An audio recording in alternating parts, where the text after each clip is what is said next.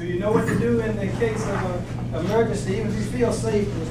No campus is totally immune from anything happening. So if something does happen on campus, do you feel you know what to do? Go to that thing and press the button twice. Go to what thing and press what button? Those blue things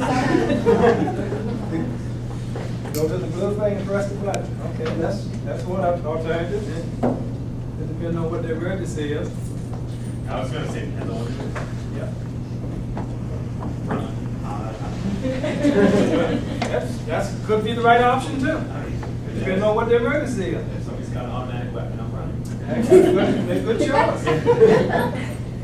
Good choice. I don't get to do that though, but good choice for you. Right. Okay? Well, you haven't gone. Right, okay. Do that. Yeah. Campus safety, it's a team sport. Even though we do the best we can to keep everybody safe, we cannot be everywhere at one time. We need your help in keeping the campus safe and you safe as possible. Respond to campus emergency. I like to talk about responding to them, but I also need to talk about prevention and preparedness, because I believe they're key to, besides the response. We want to be able to respond correctly, but we also want, if we can, we want to be able to prevent things from happening. And if they do happen, because they will happen, no matter how hard we try, we want to be prepared to respond. So I think those are two key elements that need to be a part of any emergency response message. So you're going to see all that today. 5 key steps to emergency prevention, preparedness, and response. Can anybody here answer yes to all of those? Now I know for a fact, a lot of you can't answer to number 1 because I see you all the time. I've even stepped out in front of you and let you walk up to me sometimes. And some of you have. But you're not aware of your surroundings at that time. Read and heed safety information, tips of the month, email safety messages. Anybody do that? Nobody? One person, thank you. Have a personal safety plan. Anyone has a personal safety plan? You participate in the drills. Good, good. Plan include knowing the location of emergency equipment and at least 2 of the fastest ways to evacuate classroom or office. We work in our office. Anyone know the quickest way to get out of this room here? Probably not going to be the quickest way. Maybe Then the go to option. the door at the end of the hallway, right there. Door at the end of the hallway. Well, where's the closest door? Though? I'm talking about Right beside you. I'm talking about the door at that end down there. Yeah, that should be your second option. Always have at least 2, because one may be blocked. Always have at least 2. You don't want to know where the emergency equipment is close by. Where's the fire extinguisher or fire breakout? Should be hanging on the wall. On the wall I there. know exactly where. On the wall where? That's. But on the wall. Do you know where the pool Again, station? I'm running. Do you know where the? Do you know where the pool station is at? I know. Do you know where the closest code blue device is? So you can push the button. All that takes is being aware. How many of you signed up for text alerts? What? Half of you. I know you have signed up there. You don't know what to talk about. What is it, like the Amber Alert? No, well, similar to the Amber Alert. You get it on your cell phone. You sign up for it if you're through the college. Oh. It's free. All you do is got to sign up. It takes only 2 minutes. Who signed up? Who signed up? Take only what, 2 minutes, right? Yeah. 2 minutes to sign up. How do you do it again? Somebody told me they was supposed to tell me, but I Anything, any emergency we have, if school closing, it alerts you to that, all that. You won't show up for nothing. School will close early, it sends out a text message for all of that. go to the main website and go to public safety, we have a link there for it. Okay? Like, okay. Everyone should sign up for it, like it's a free service. Not only gives you for emergencies, it gives you for the school closing.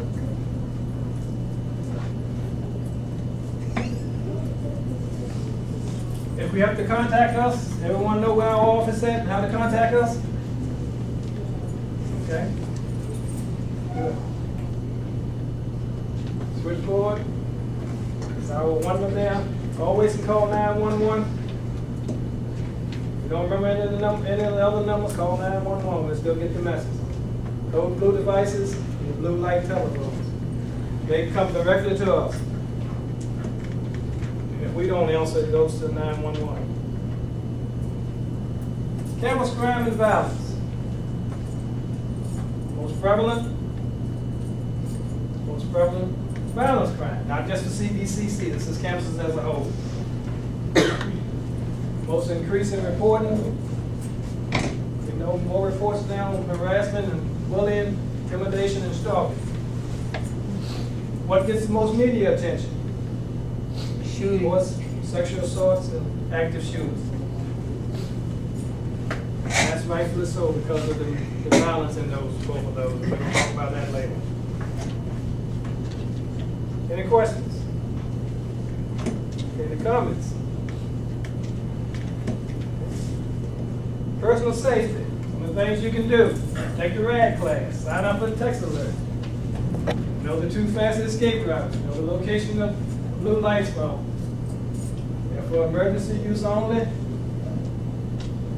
use those phones and call CDC or call 911. It rings us 4 times and we don't answer. It transfers over to 911. We will respond ASAP if you call from one of those phones. Blue lights light up and let us know where you're calling from. It also alerts others in the vicinity that something's going on. Yes, ma'am. Will you clarify the RAD class? Because all the classes I teach are RAD, and Oh, I don't I'm think sorry. it's radiography that Okay. you're talking about there. All right, I sure will. Thank you. Rape aggression defense class. It's only at this time, it's only offered to females. I'm trying to get a version on to come to campus that I also offer to males. But it's a rape aggression defense class. It's a class that teaches you about some self-defense tactics. It teaches you about things to do if you're in a situation like that to help prevent from becoming a victim of it. So it's a good class. We're going to offer it again. We offered it this past semester. We're going to offer it again next semester, starting the first Thursday in February, I believe it is. I'll send out a sign up for it. Yes, rape aggression defense, not radiology, okay? You can request a night escort if you're alone. Always be aware of your surroundings. Do not ignore alarms. And wait for all clear. The 2 here, the audibles, both of them have audible tones to them for those with the hearing impaired, and also the screw that help those that are hearing impaired. The fire and the code blue device there. Beware of strangers. I think you've always heard that ever since you was a young child. At least I did. But 75% of the campus crime committed by students, another 10% by staff, visitors, or vendors. Most likely to be a victim when you're alone or under the influence of alcohol and drugs. Those in those age range are more likely to be seriously injured or killed from an accident with alcohol and drugs than from violent crime. Another sad statistics, approximately 1,100 students nationwide commit suicide each year. 2,000 attempts. That's a sad statistics, but it's one is true between school and college. Generally, you're safer on a college campus than you are anywhere else, except maybe at home. It is safe, but things still do happen here. Some more personal safety tips. Be alert, walk with confidence, but don't be the easy target. They did a survey several years ago, talked to criminals in the penal system, and they tried to ask them why did they decide to target the person that they did. And they said they looked like they was the easy target. They weren't paying attention. They were walking like they were scared. So walk with confidence. Pay attention. No, keep mindful of your surroundings. Make yourself the hard target. Still the easy target. Traveling paths, use escort service. Be familiar with the campus. Don't overindulge. I'm not going to tell you not to partake of alcohol. Most in your age range will at some point experiment with alcohol and probably drugs, but don't overindulge. Don't be distracted, texting or driving or walking. Trust your instincts.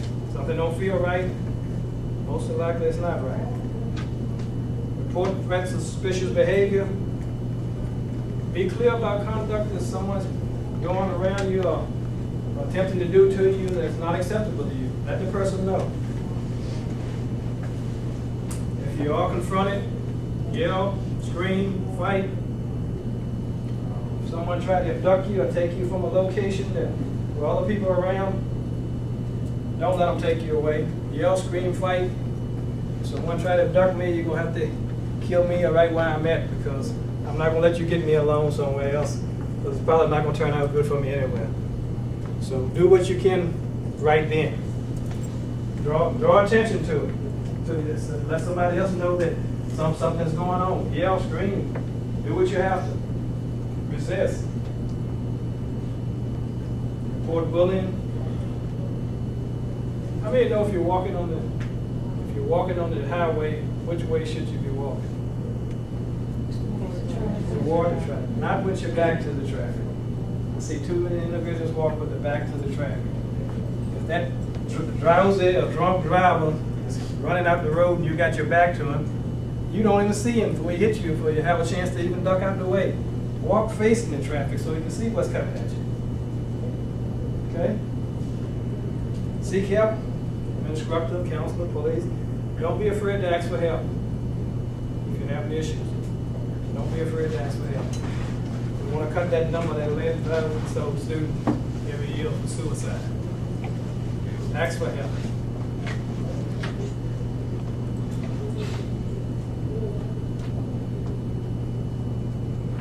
I'm a person, I like videos too. I think if anyone's ever saw my presentation before, know I like to show videos.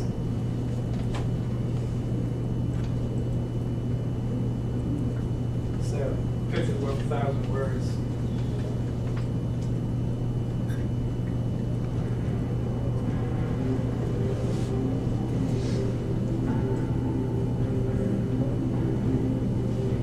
I nailed this paper. He does it to me every time.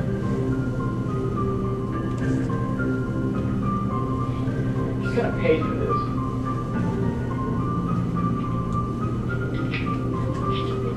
From Rose Hall, and there's a guy here shooting people. One of the issues that always strikes me is how many times people have observed behaviors after the fact, after an incident's occurred, that had they done something early, they could have prevented this incident from happening. There's absolutely no college or university campus that is exempt from violence. It's critical that students take the time to raise their awareness level. This program is called Flashpoint on campus. A flashpoint is a time and place where anger or hostility flares into violence. But it's our goal to help you and your campus avoid these flashpoints whenever possible. And that's what this program is all about. Helping you see the signs that violence might be brewing, and then give you some strategies for action once you realize that something needs to be done. Violence prevention is dependent on an awareness of what's going on at the ground level. And as a student, you're in the best position to see early signs of things that could grow into serious problems. And they see the changes that occur over the time that we wouldn't until it's too late. You can make a difference. And what's more, you may be the single most important person in truly making that difference. I think now people realize that, we need to start paying attention. We need to start taking responsibility for our own safety. Prevention can't start when the gunman's already in the parking lot. We have to look at things at a very early stage, deal with those behaviors of concern to prevent a more serious violent act from occurring down the road. By raising their awareness level, they are making an incredible contribution to a safe campus environment, which is the goal of this training. See at the beginning of that film where the student said she's going to pay for that? You think if you had heard that, you would have paid any attention and said anything? Don't think so?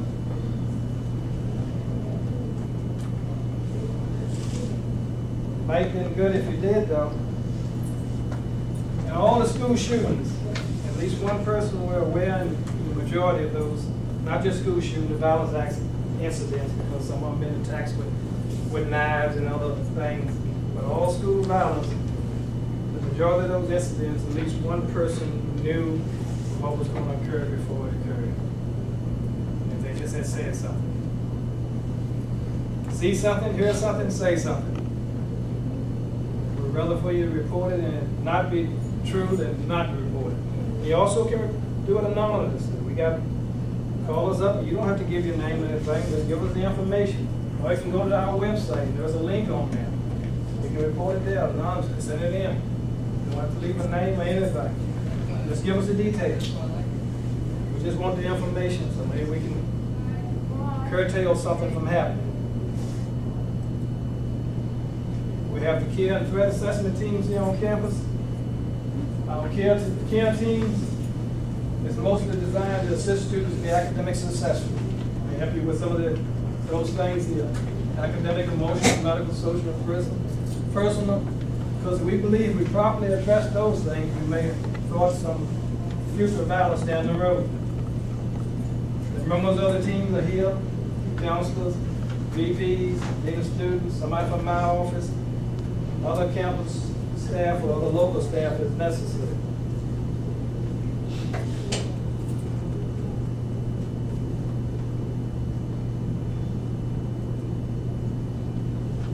Threat assessment team,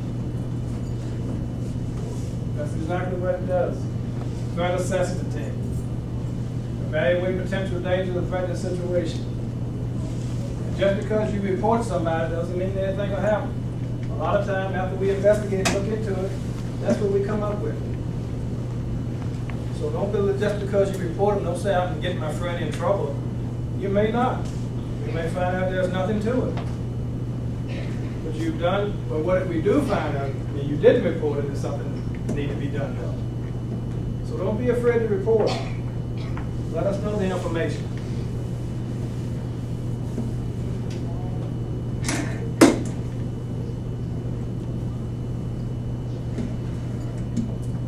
Some common terms we're going to use. Sometimes we say we need to evacuate. There are some of the reasons why we use when we say evacuate. Could be an active shooter, a dangerous personal situation, someone yelling in the hall, and someone say he's got a knife. That's a dangerous situation. You might want to leave that area. Fire, bomb threat, hazmat, severe weather. I used to call it reverse evacuation then, because you may be outside. Instead of evacuating out of the building, you need to evacuate back into the building. So we call it reverse evacuation. Mass evacuation procedures. If something happened on this campus and we need to get everybody off the campus fast, most likely, and the road out here, Harvard Street, because that's the only street we got the access to, instead of it being a two-way street, we're going to turn it into a one-way street at that time. Both lanes going to be going off campus if we need to get everybody off fast. We have police out that direction, follow those directions. Wait, so Hmm? you gotta come all the way around to go up All the way around to go up, what do you mean now? instead of coming into that way we have to go up the way. That's far. Yes, I'm talking about. It's talking about the other way. It's closed now.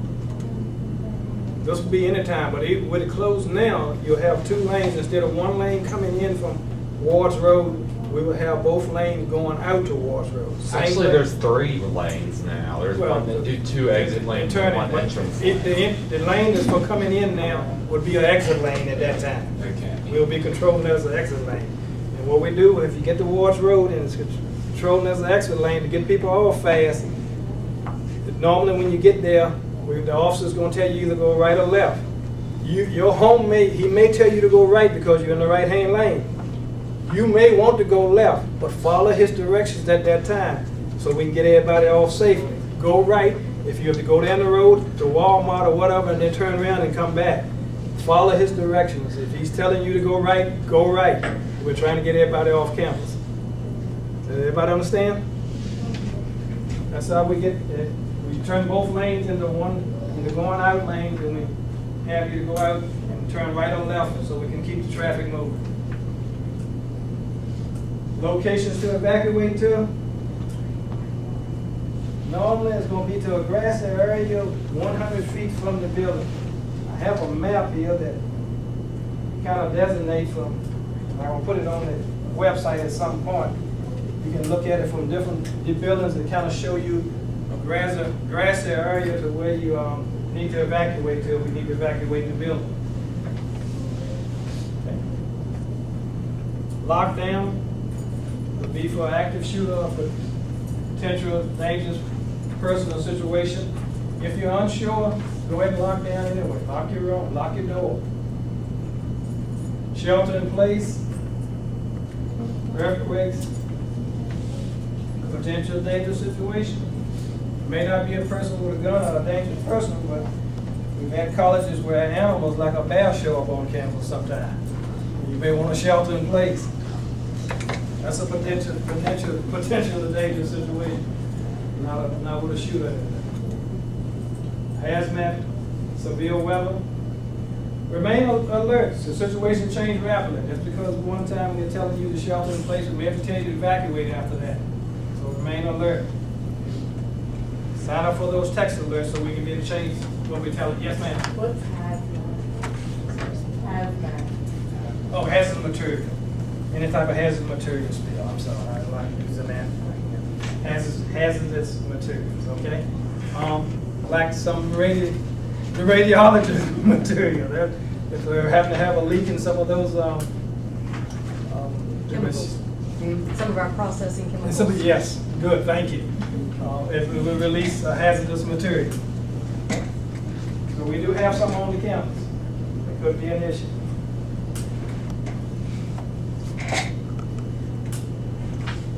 Bomb threat procedure. You receive the bomb threat if you're working in an office. How many of you do work study? Nobody? If you did do work study, if you're working in an office, have you see the call, listen carefully and document. Do not turn on lights or thermostats. Do not use your cell phone or radio.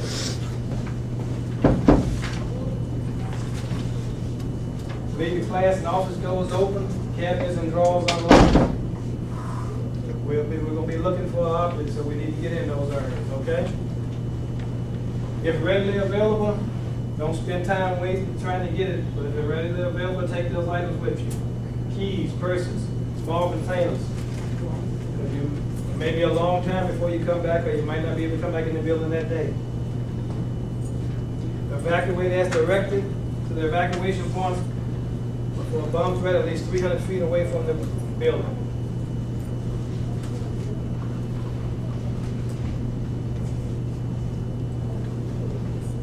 Fire alarm. Never assume false. Some of the reasons we use the fire alarms for an actual fire. Maybe for a bomb threat. Chemical spill. Hazardous material potential explosion or fire. Because you don't see it in the fire, you go out, don't smell smoke, doesn't mean that you shouldn't say, well, I'm not going to evacuate. If the alarm goes off, evacuate. It's not going to be tested. If we decide to test the system, we've sent out an email and notified you prior that we can test the system. Do not use elevators. Camp officers, it's safe to do so. Here's the area rescue we have we have one in the Riva and the Merritt building. If you get there and you're handicapped and you can't make it down the steps, there's a button there for you to press that notifies. We'll be notified where you are and we'll have to come get you. Stay with your class or group, because we're going to try to account for everybody at some point. If you left the class or group, it's going to be hard for us to account for you. And if we can't account for you, I got to send somebody back into the building, even if it's on fire, to try to look for you. Don't let me have to put my people in danger to come back in the building looking for you because you got in your car and went home. Stay with your class or group so we can account for everyone. Stay clear of first responders. They need to get on me to do what they do, their equipment on. When I leave the campus, do not re-enter until all clear is given. Sometimes because of the noise of the fire alarm, we can't hear our radios or talk on the phone good, we'll silence the alarm. Even though it still may be a fire or danger, we'll silence the alarm. Just because you don't hear the alarm going off anymore, that doesn't mean there's still no danger. We just silence it so we can be able to talk to each other. So stay out until the all clear has been given. Always evacuating less. There's going to be those two potential times I may tell you and the only times I'll tell you to disregard a fire alarm. If there's an active shooter in the building and the fire alarm go off. Anybody can think why? Bless you. Say that again? They might have pulled it, when I walk out towards the shooter. They might have pulled it, you don't want to walk out the water shoot. Excellent. Good. That's exactly the reason. It's been known to happen. If we've got a call or you heard shooting in the building, unless you disregard the fire alarm then, unless you smell smoke or actually see fire. But there may be a ruse to try to get you to come out your hiding location. Okay? Any questions?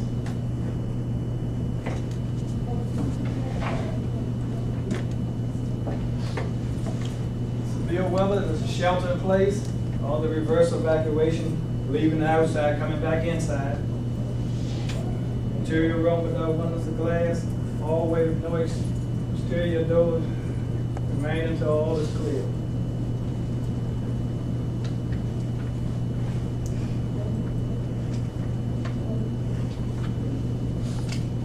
The protocols for evacuation, personal items, 300 feet away from the area. Never assume fire alarms are false.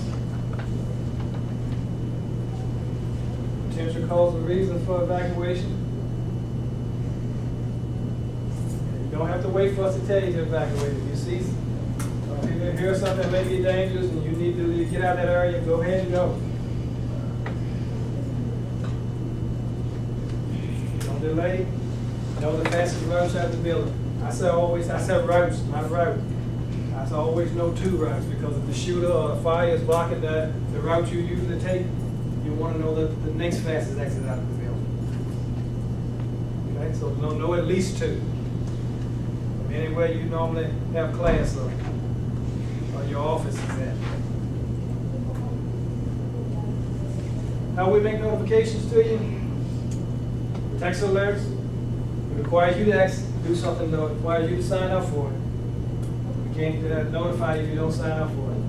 Because we got computers, desktop alerts, web page, monitors, the alerts devices, code blue phones. They also use the following.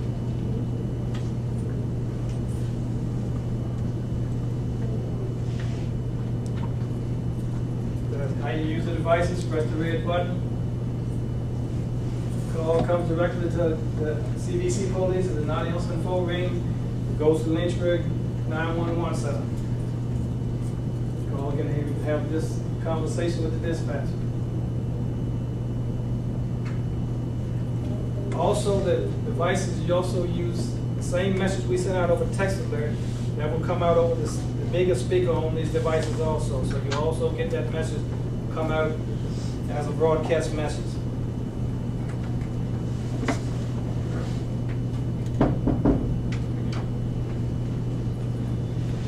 emergency or urgent use only. Those are three type of devices we have. This one here is on the outside of the building. Those here on the interior, and of course we have the one here out near the bus stop on campus that have just that one tower unit at this time.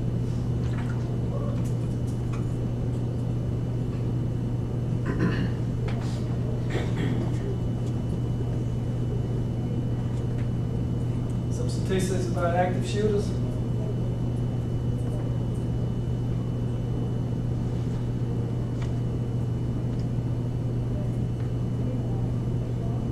Hmm? 55% of the events last less than 10 minutes. So you have to make some choices, make some decisions on your own, even before the police arrive. Most of them occur in areas that are highly populated. 90% on the inside, some of them do occur outside. 30% of all active shooter or violent incidents occur following an argument. Argument with an elementary partner, another student, an instructor, or administrator.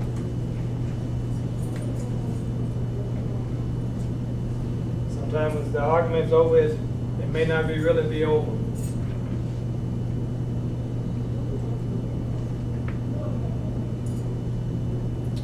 Prior events, info. Youngest school shooter was 12 years old. The oldest one was a 63-year-old employee. 39 violent attacks in Sandy Hook. Those are some of them.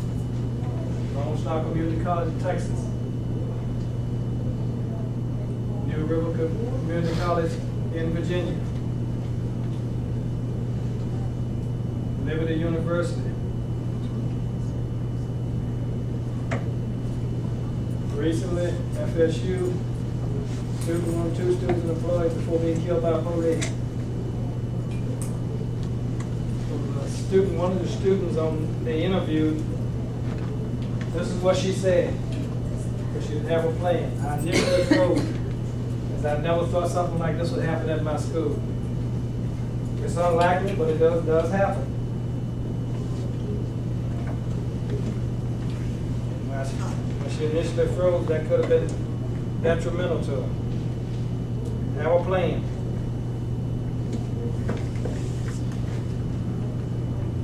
Everyone, sometimes when you heard something, you heard the media say, well, that person just snapped. That's normally not the case. Most shooters, they find out there's some plan embedded into it. There's the 5 stages they've assigned to her that they go through. Most of the shootings involve days and up to a year of planning before the incident.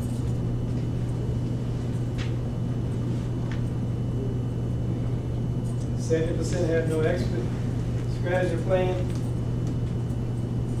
So after they had made all the plan about what else they're going to do, they had decided not no others what they was going to do. So anything was possible then. See, hear something, say something. 30 setbacks to shooter events in Sandy Hook, but also 22 school attacks have been averted because someone heard or seen something and said something. I'd like to reverse those numbers if I could. I'd do even better than that. We overheard a conversation. We reported rumors. 1 or 2 of them from written materials that I think one classwork they submitted to a professor that had some stuff in it that the professor turned in.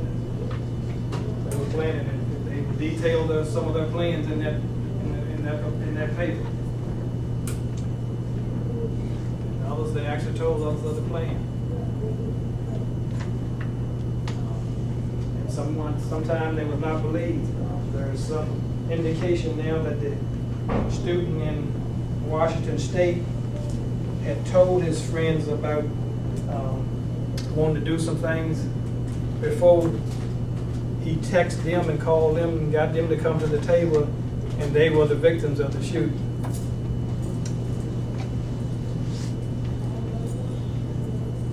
He actually made some remarks to them about carrying out some shootings, carrying out some violent attack.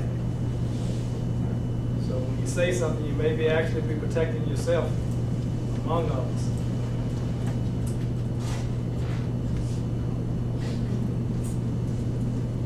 Most victims are chosen at random. Just whoever's in the vicinity. That's why if you can run, hide, or whatever, get out if you can. They pick the easy targets. They'll just shoot whoever they can. In 2013, 10 to 13, they averaged 16 school shootings a year. I think in 2014 they may go up that number. But prior to that it was about 5 a year. Those are some of the reasons that the shooters provided for why they done what they did. Said they were victims of bullying, retaliation, some perceived injustice, rejection. Sometimes they had a fantasy with someone and they felt rejected by them. Sometimes the person didn't even know that they was fantasizing about them, but they felt rejected by them. Loss of an intimate relationship, and of course, in some cases, it's just mental issues.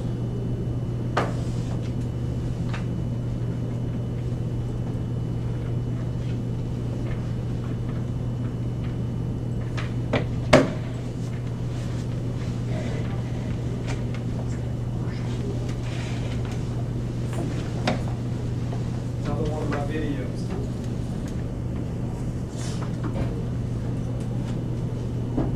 To make your campus safe, the likelihood of an active shooter occurrence on your campus is extremely remote.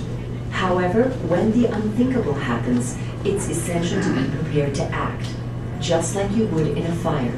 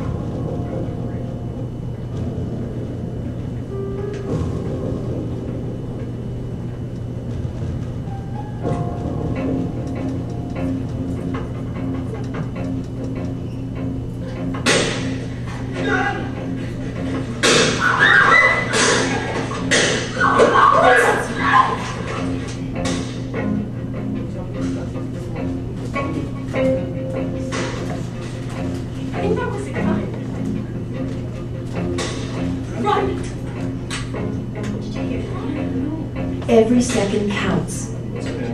Not sure if that's gunfire? What else is happening? Check for crowd reactions, shouts, screams.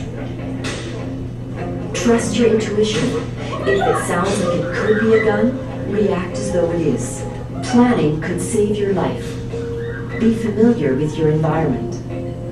Knowing your options ahead of time means you can act with a clear mind when fear and adrenaline kick in. Scan and assess your situation. Consider your options. Act.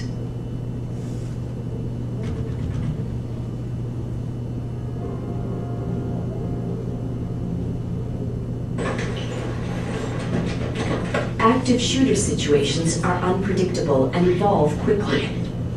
You will need to react fast. If you believe you can escape safely, do so immediately.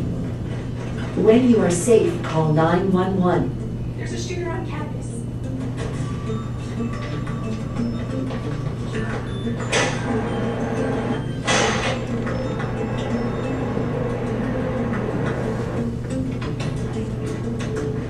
People coming out. Where's the shooter? I think he's in the library. Okay, get behind her truck. Follow the directions of police. Choose a safe exit. Don't attract the shooter's attention. Protect yourself first before helping others.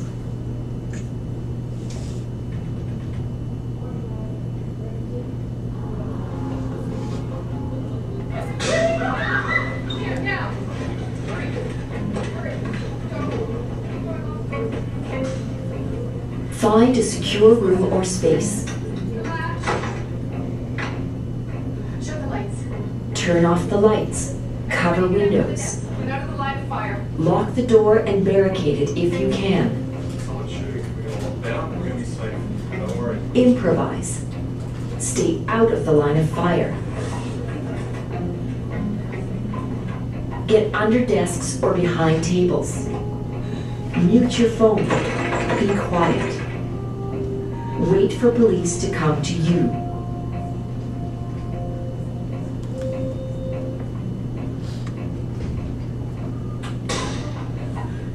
Hey, Russell, what's your phones?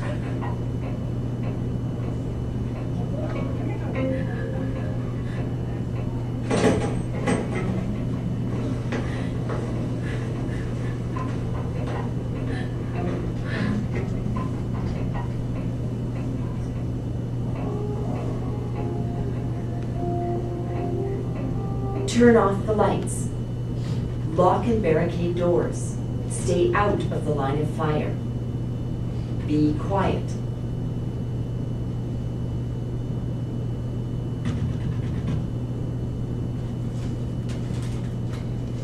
Please remember, we're not going to be in this. When you can't get out or hide, your last resort may be to fight.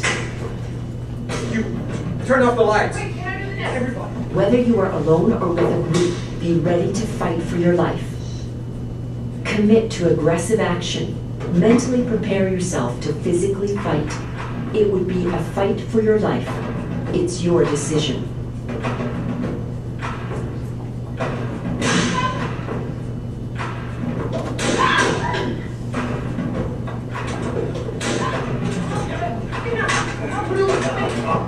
Disarm and incapacitate the shooter any way you can.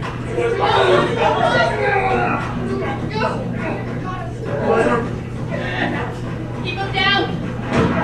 Improvise weapons from nearby objects. Commit to an aggressive physical attack. Stop the threat.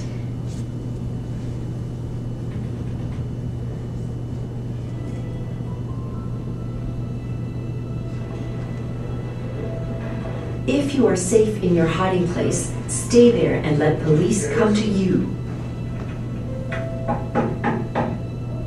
Police service. Announce your presence. Remember, the primary duty of police is to stop the shooter and then tend to casualties. What we need you to do now is just follow our direction. Everything's gonna be okay. We're gonna get you to exit the room, nice and slowly, one at a time with your hands. Do whatever you can to get through this. Odds are you will never face the unthinkable. But if you do, keep the odds in your favor. Okay, you next. Planning can save your life. Having options empowers you and helps control your fear. Be familiar with your environment. Assess your situation. Make a decision and act. Get out, hide, fight. We're okay. We're all okay.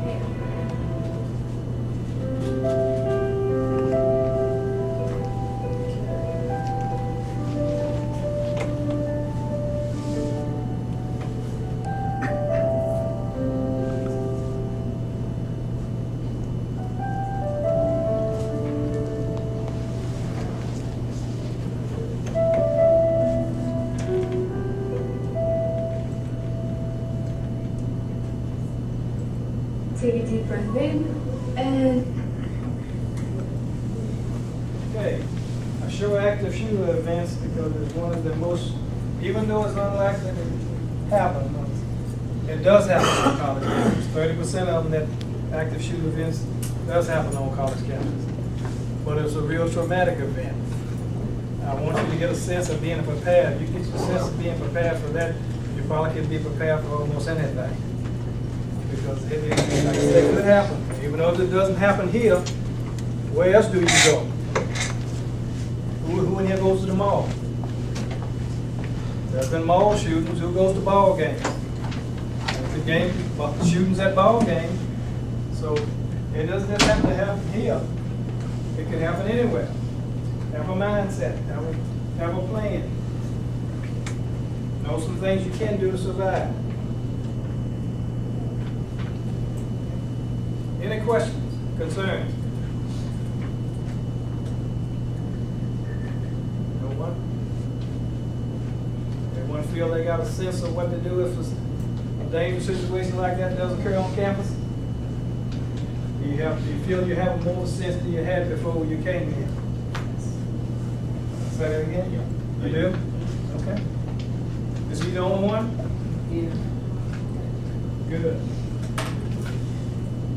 Hope you never have to use it, but better to have and not need, and need it, don't have it. If you had a lockdown, stay put until all clear, the police arrive. Don't hear some knock at the door. Maybe the shooter. If we're gonna come in the room, we got keys to every door on this campus. If you locked in, we got a key, we'll come in with the key. Don't hear some knock at the door, we'll key in. Turn off the light. Don't respond to a fire alarm unless, when we talked about what the two times, what I told you to respond to them, is when the active shooter is not a dangerous person, you don't want to respond to them unless your actions see fire or smell smoke. And you might have to make a choice then whether you're going to leave your area. Okay. Wait for police to assist you to exit the building. They're going to ask you to hold your hands up and show your hands and everything. A lot of times the initial reports is wrong. Even as much as a lot of times the race of the shooter is wrong. So police is going on that information. So they may ask everybody to hold your hands up. Keep them up, keep it clear. Even though you know you're not the shooter, be safe, keep yourself safe, keep your hands up so they can see them. Because they're going to be, it's going to be a tense situation for the police officer also. They're looking for someone that's been out killing people. So they're going to be tense also, so you need to keep your hands up. And don't make any certain moves. Others may not know who the shooter or if another shooter is hiding among you.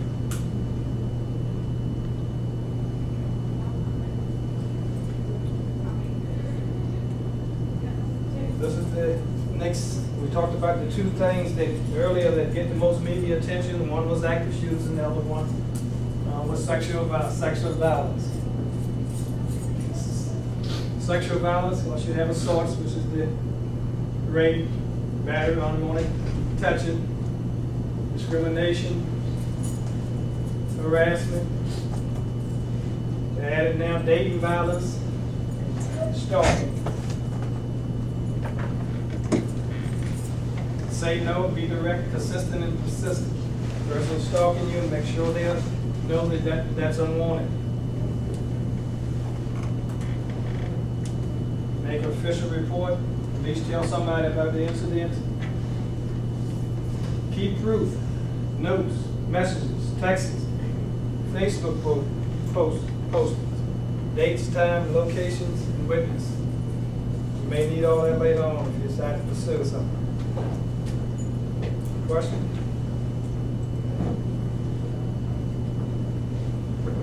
Be clear about what's okay for you.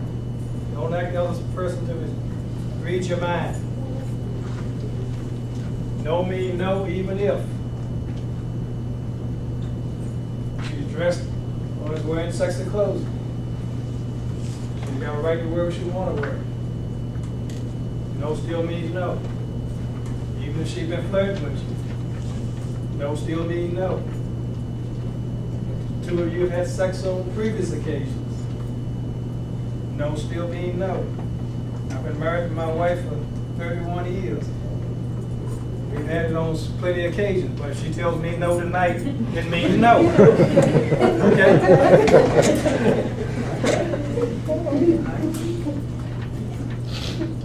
If one or all parties are intoxicated, still means no.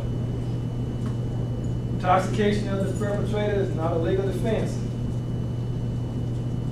The person must be able to actually and legally be able to give consent. Silence or no response is not a yes. person who's asleep, intoxicated, mentally challenged, or a juvenile. The state of Virginia said juveniles under 14 cannot give consent. It also says if until they reach the age of 18, if you're over 3 years their senior, they're considered juvenile to you, and you cannot ask them to give consent.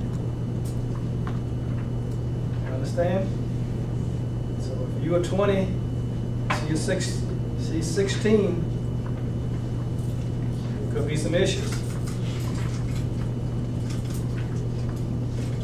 Any questions?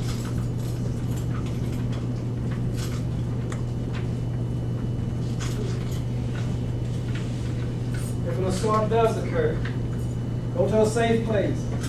Contact police or the Title IX coordinator. Do not delay reporting even if you're intoxicated underage.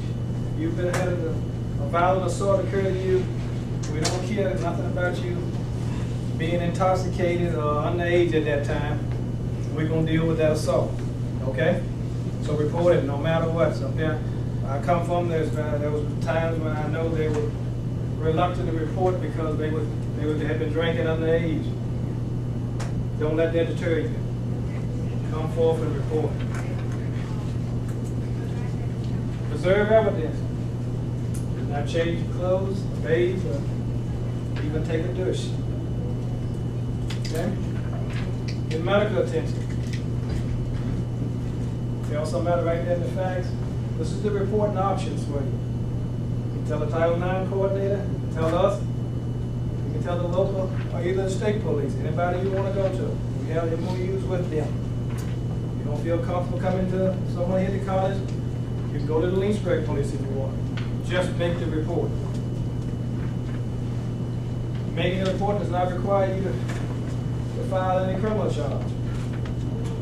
But I'm going to tell you, I'll be very honest with you, if you make a report to me, I'm going to encourage you to file criminal charges. Can anybody think why?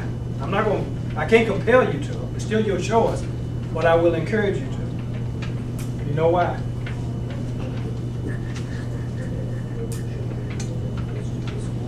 Generally, people don't do it once. And if it is the first time, if he gets away with it that time, he's going to probably do it again. But a study was done several years ago and was found that the average campus regulars, when they was actually caught, had offended at least 7 times prior.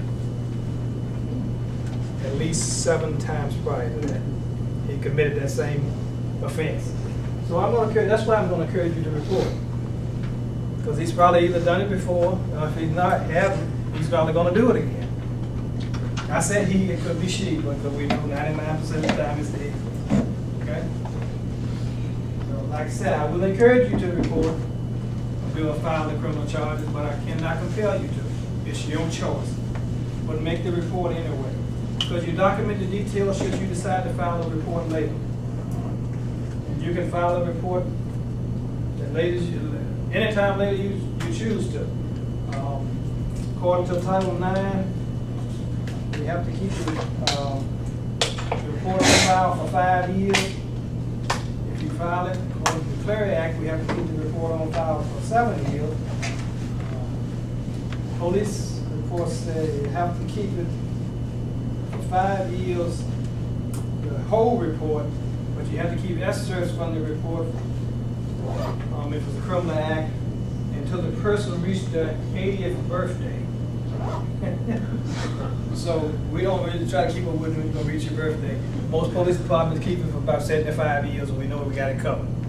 So if you don't decide to want to do the full criminal charges now, you decide when you're, how old are you? 20? Or you decide when you're 40. If you put that report on file now, that report will still be there for you. If you decide then you want to make the charge. So make the report, even if you don't want to go through with the criminal charge at that time. So anywhere down the road, if you decide, the report is already on file. You understand why I'm asking to do the report? Any questions?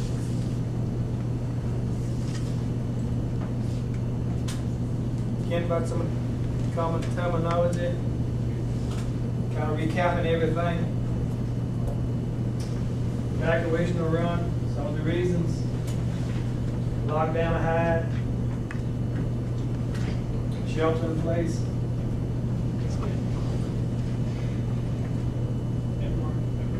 Some of the main takeaways that I hope you're taking away from here today: always remain alert and aware of your surroundings. Be clear about your desires and expectations. If you're the victim of a crime, seek help. If it's not from the police, seek it from a counselor or someone else. If you are confronted somewhere, if you're around people, resist, yell, scream. Don't let that person get you somewhere isolated. Do everything you can right there to end it right there. A lot of times, if they draw enough attention, the perpetrator will then decide to leave on his own. You don't want other people coming around. Attention. Sign up for text alerts. Ask for help for yourself or for others. If you got a friend or classmate you think in trouble, let somebody know. See something, hear something, say something. More concerns regarding classmates or friends. Be the true friend. That led 100 suicides each year. The victim of a crime, make a report. I know I make fun of y'all about texting and walking and all I do. But during an emergency, if an emergency happened on campus, I would ask you at that time to text versus using the telephone.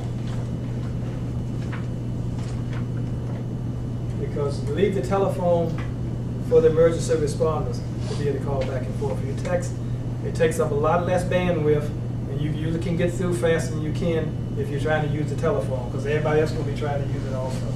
So at that time, I would ask you to text during an emergency versus using the voice phone. Everyone understand?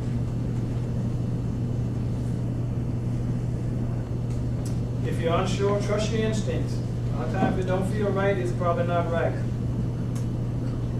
No exit plan, the fastest exit routes. Develop a survival plan. Any plan is better than no plan at all.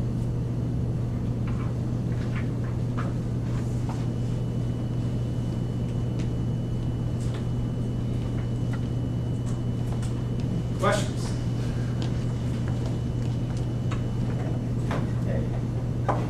A cookie or donut don't make no difference. Don't make a difference. Any questions?